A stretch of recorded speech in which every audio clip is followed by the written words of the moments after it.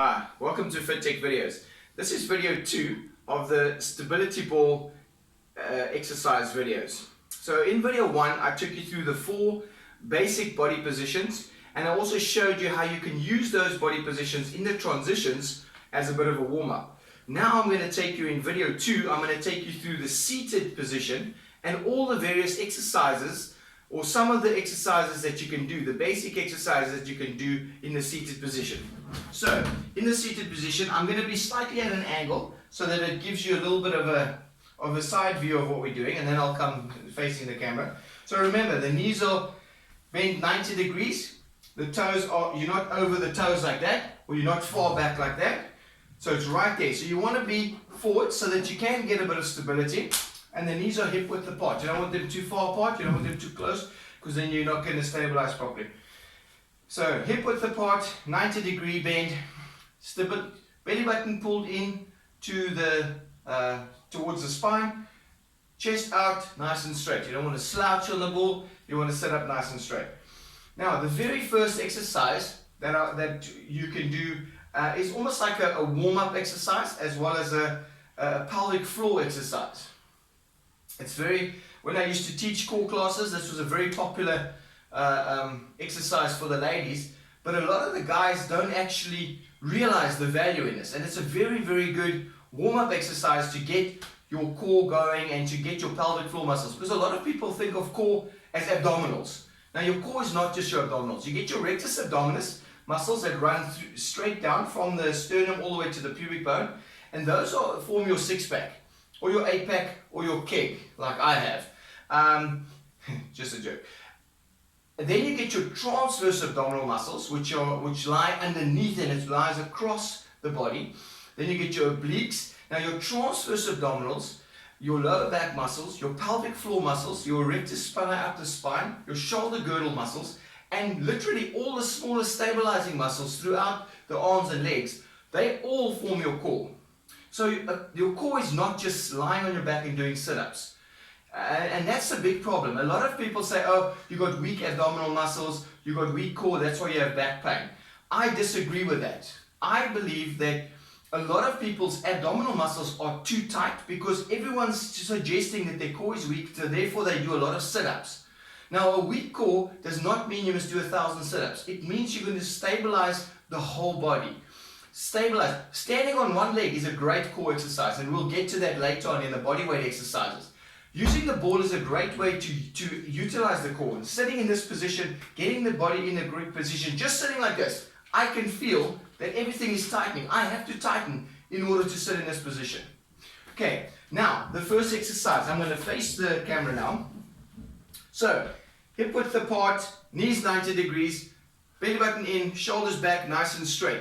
The first exercise is a pelvic floor exercise. So what you're doing is you want to tighten. So you want to tighten the sphincter, and the glutes, pull them in, and you want to tighten up and relax. So you want to tighten your pelvic floor muscles. Tighten up and relax. Tighten up and relax. And you'll feel your quads working, your hamstrings. It takes a while to get the actual muscles, but as you practice, and it's very important to visualize. It might sound strange, but it's very important. Visualize. See those muscles in the pelvis. See them contracting. See your sphincter coming up. It might sound weird, but trust me, visualization is a fantastic tool to get the brain-muscle connection going. So squeeze up. Now to add a bit of a progression to that is you squeeze, and you're going to tilt side and back to the middle, back to the side. So it's very small movements. But by keeping it squeezed and moving from side to side, it's a fantastic way to tie in your obliques, your transverse abdominals, your core muscles into your pelvic floor muscles. And that's what you want to do. You want to transfer that stability of the pelvic floor muscles, your transverse abdominals, the rectus spina up, and then the shoulder girdle is all tightening because you're adding a little bit of movement. Then relax. It's very important to relax and add a bit of movement in between, else you're going to get everything so tight. Then relax. Great, so that's a fantastic pelvic floor exercise and a great start warm-up muscle. Now, second exercise is for your quad, a good one leg extension. So now what you're going to do is, in this position, you're going to put your legs together, It's a bit awkward to sit like that, but now what you're going to do is you're going to lift the leg and stabilize with one leg. That's why you bring it to the center. So you can see straight away it's a bit harder to do. So you get the legs together so that the one leg can stabilize. Remember, pulling the belly button in. If you feel unstable, give a hard breath out. As soon as you blow out hard, your transverse abdominals automatically contract and you're able to stabilize better. In this position, stabilizing, straighten the leg and relax it down. Straighten the leg and relax down. Try the other side. Straighten, and that's a leg extension. So now what you're doing is, yes, you're working primarily your quadricep muscles to extend the leg, but your TFL, your medial glute, they're all firing to stabilize. On this side, you've got your adductor, you've got your TFL, medial glute, and your QL in the back. That's firing just to keep you upright. Fantastic exercise. Now we're going to take the feet out again so we have a nice base, a stable base. Remember to add a bit of movement. In this position, you can now do a lot of arm exercises. So you don't always need weights, but in this position, keeping your body upright, you can do some bicep curl exercises. You can add some weights if you have light weights. I would suggest you first get comfortable with the stability before you're adding weights. If you're comfortable with stability, by all means, add whatever weights you can. If you don't have weights, you can have 500 ml water bottles filled with water, or you can have bigger ones, if you can hold bigger ones, or you can have little dumbbells. I like to do isokinetic. Now, isokinetic exercises in the medical fraternity is known as big fancy machinery that can get you to move slowly in a constant contraction, and that's more for rehabilitation. But I like to do bodyweight isokinetic. So isometric exercises is if you make a muscle and you hold it. You're contracting that muscle and it's kept in that position. Then kinetic exercise is what we do. Kinetics is moving. Now if you do the isokinetic, it's kind of moving against your own body weight. So now we want to engage the triceps to help slow the movement down but get a good pump in the biceps. So what we do is we contract as hard as we can, but we kind of like, as much as we want to curl up, we're resisting the curl up. So that's a great way. Now I can feel my tricep muscles kicking in, my bicep muscles kicking in, there, and then you're slowing the movement as you take it down. Now you're asking the triceps to pull your arms straight, but your biceps are resisting them.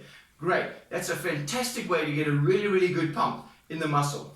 So biceps. You can then add tricep exercise, one arm, or you can do the two arms, so you can hold onto a weight. Weights we'll show you later. We'll add some weights in videos, but I'm just saying you could, if you wanted to, hold something. Make sure the elbows are pointing as straight as possible. If you have shoulder pain in this position, don't do that exercise. Rather do this one with a lighter weight, or like I said, the isokinetic exercise in that position. You can also then do the shoulder press.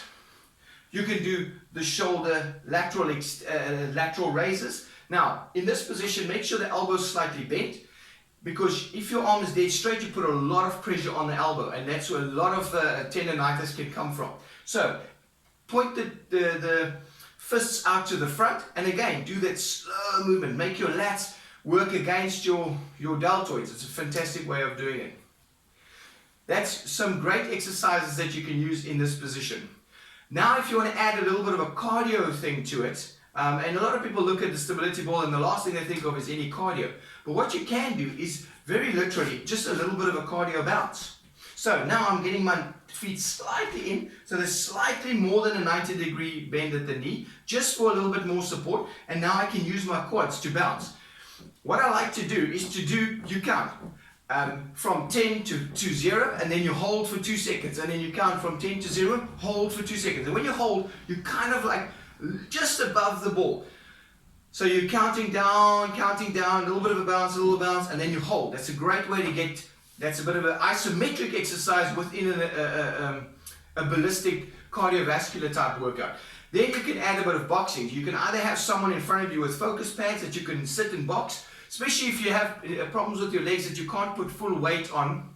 That's a great way to do it. Or you can just do shadow boxing, where you're kind of bouncing and boxing. So again, it's that little bit of isometric. So you come Bounce, bounce, up, box, box, box. Bounce, bounce, up, box, box, box. So you're boxing for about 2 or 3 seconds and then you're back into a bounce. Very good workout for the upper body. It's good for your heart rate. It's good for your legs. Those are a few exercises in the seating position. We will do some more advanced exercises with weights in later series. I hope that works for you, and thanks for watching.